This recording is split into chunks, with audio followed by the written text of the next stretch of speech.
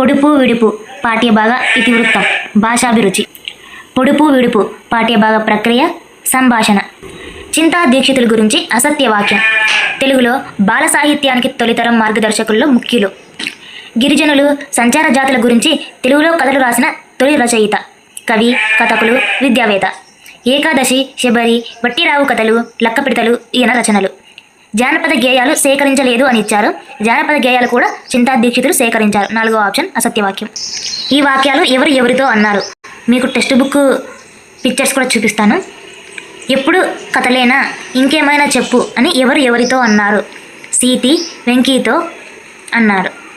సరే మొదలుపెట్టు అని ఎవరు ఎవరితో అన్నారు. వెంకీ సూరితో. ఉల్లిపాయ కదూ అని ఎవరు ఎవరితో అన్నాడు. వెంకీ సీతితో అన్నాడు.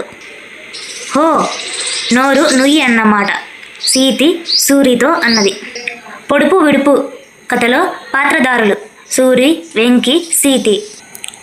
చందమామ అను ఈ మాసపు పాటను నండూరి రామ్మోహన్ రావు గారు రాశారు. హరివిల్లు బాల గేయాల సంపుటం.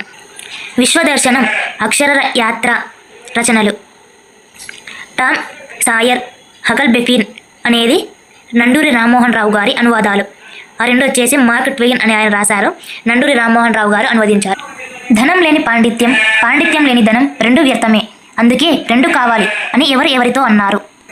ఈ వాక్యం వచ్చేసి తెనాలి రామలింగడు కథలలో తెనాలి రామకృష్ణునికి ఒకరోజు ఒక సాధువు మంత్రాన్ని ఉపదేశిస్తారు. ఆయన కాళికాదేవి గుడిలో కూర్చొని పొద్దున అనక రాత్రి అనక దాన్ని చదవడం ప్రారంభిస్తాడు. కాళికాదేవి ప్రత్యక్షమైన వెంటనే ఒక చేతితో పాలు, మరో చేతితో పెరుగు.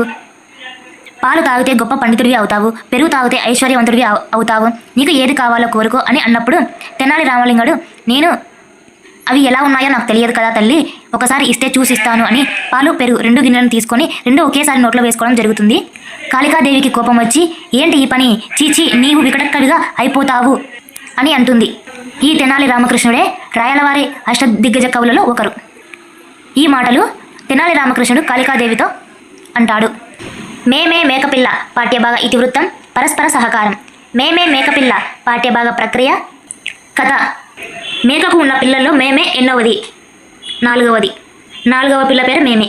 మేమే మేకపిల్ల 1949లో బాపట్లకు చెందిన ఆర్ శకుంతల రచించిన చందమామ కథల్లోనిది. నాకు తీరిక లేదు, ఢిల్లీకి పోవాలి, రాజును చూడాలి అని ఎవరు ఎవరితో అన్నారు. మేమే ఏరుతో అంది. పుల్లలు ఎగదోయమ్మ అని ఎవరు ఎవరితో అన్నారు. మంట మేమేతో అంది. అలాగా, నేను రాజు దగ్గరే ఉంటా, నాతో రా చూపిస్తా అని ఎవరు ఎవరితో అన్నారు. మనిషి మేమే. చూసావా మరి, నీవు ఎవరికి సాయం చేయలేదు, మరి నీకెవరు సాయం చేస్తారు అని ఎవరు ఎవరితో అన్నారు. గాలి మేమేతో అంది. భ్రమక పదాలు కాని వాటిని గుర్తించండి. భ్రమక పదాలు అంటే కుడి నుంచి ఎడమకు, ఎడమ నుంచి కుడికి ఎట చదివినా ఒకే పదం. జలజ, వికటకవి, ముత్యము. జలము వచ్చి భ్రమక పదాలు కానిది. మన ఆన్సర్ 4.